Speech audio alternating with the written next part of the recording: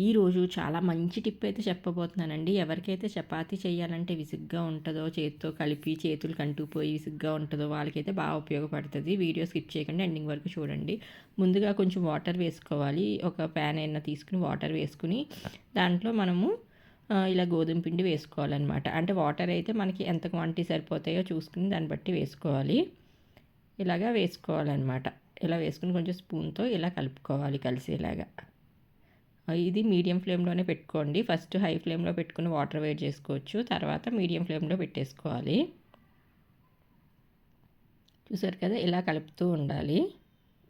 ఇది జస్ట్ ఎన్ని మినిట్సో కూడా పట్టదండి. 5 మినిట్స్ లోపులోనే అయిపోతుంది. లాస్ట్‌లో కొంచెం అయిపోతుంది అన్న టైంలో కొంచెం 1 స్పూన్ ఆయిల్ వేసుకోవాలి. తర్వాత ప్లేట్‌లో వేసేసుకున్నాను. వేసేసుకొని ఒక్కసారి ఒక 2, 3 సార్లు ఇలాగ వీడియో క్లిప్పింగ్‌లో చూపిస్తున్నట్లుగా ఇలా చేసేసుకుంటే సరిపోతుంది. అస్సలు చేతికైతే అంటుకోదు. చూసారు కదా నా చెయ్య. ఓన్లీ ఆయిలే అంటుకుంది.